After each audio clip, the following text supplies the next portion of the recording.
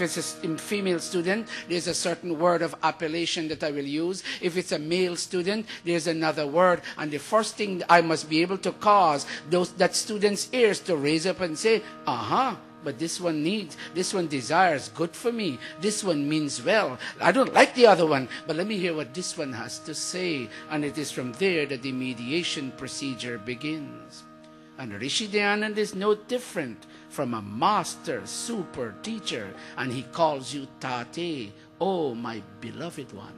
And then he says, first of all, you must know that you are thirsty for knowledge. You must know that in your heart that ultimately you want the truth.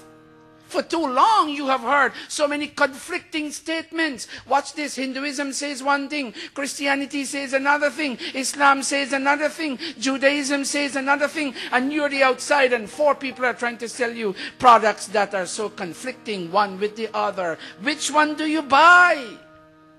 But you know deep down in your heart that above and beyond, or perhaps one of these is the truth, or perhaps the truth might be above all four of these. What is the truth?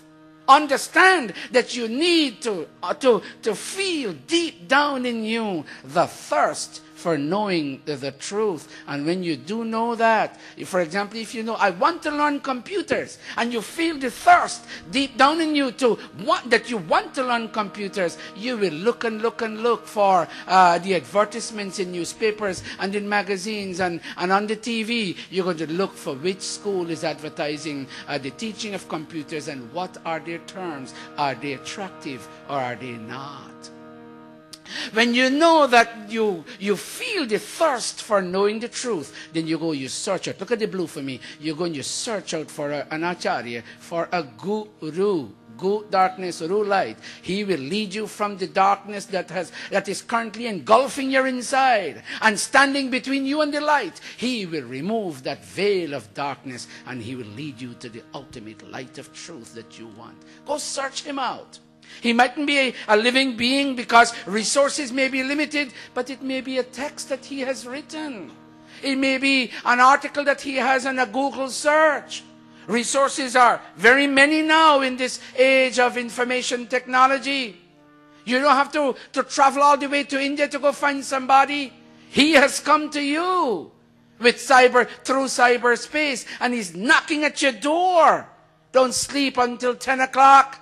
You're not going to find him or that, what he has put out. Go look for a teacher or his writings or his pieces of knowledge that he has written in detail. But if you find an acharya, clasp your palms, hatha jodakar, clasp your palms and bow your head. There's a whole psychology involved in bowing your head. When you bow the outside, you break down on the stiffness on the inside, and your whole mind and intellect become very receptive. And when you have that receptivity, then you ask for that knowledge.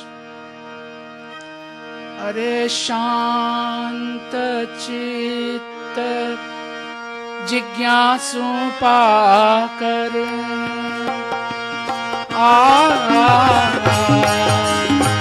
Guru ko uchit sumarg bata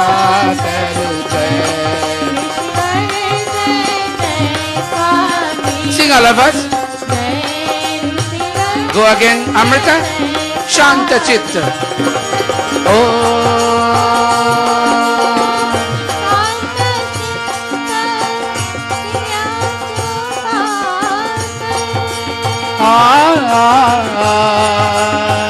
Guru ko uchit sumarg bata kar jai Shri Bhaiya re jai Shri And when you clasp your palms and you ask him for that knowledge, understand that receptivity means you must be peaceful in your mind. And the receptivity calls upon you. Look at the blue. Try to follow me. The receptivity calls upon you to have an inquiring nature while you ask for that knowledge. Or else you know what? The knowledge will skip you above your head. I'm trying to use practical terms. You will watch, you will see the physical frame of the Acharya teaching, but you will hear nothing.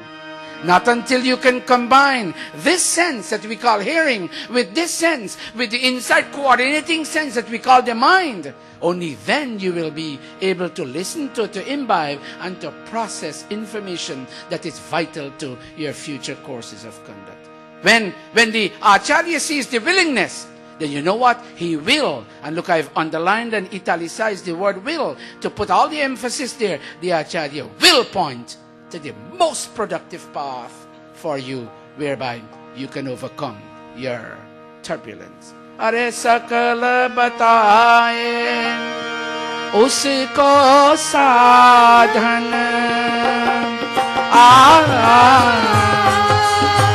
जिनसे मिटे शिष्य के बाधन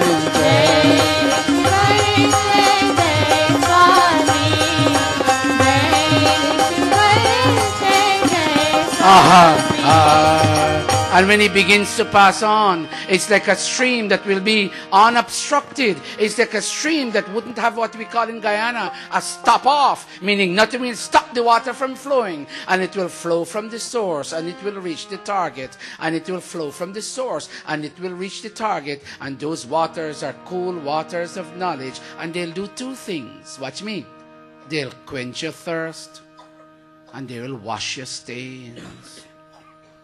That knowledge will be so definitive and defining, so cool, and so potent that it will do two things in you. It will quench your thirst, and it will wash your stains. Right now, you and I are thirsty. I'm giving this lecture because Prem and Mitra have received Janeo today. And as I said, this is not a godfather relationship.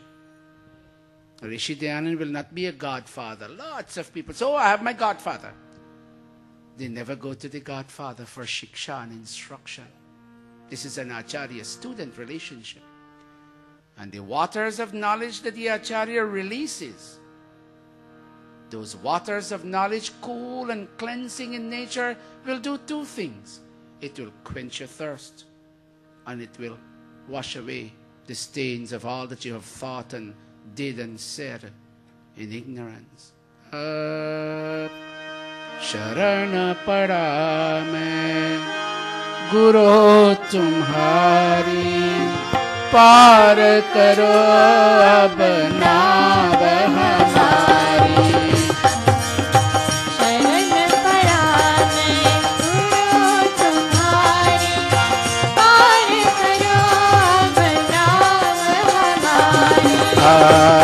Put your mics down. Harmonium alone. Audience, this is your part. Let's sing this. Sharana pada main Guru. Very nice. Par karo ab nav. Tell your teacher, oh teacher, I surrender to you, oh my teacher. I ask you to take my boat across the ocean of ignorance. Clasp your palms, everybody. This is a deep moment. This is a deep moment involving your soul and your God and your teacher who will connect you to him. Chant the red. Sharana Guru Pa. It's sung so nice. One more time, please. Are Sharana Main Guru par karo ab par karo ab nav hama par karo ab nav tumhari pav karo ab nav hamari pav karo ab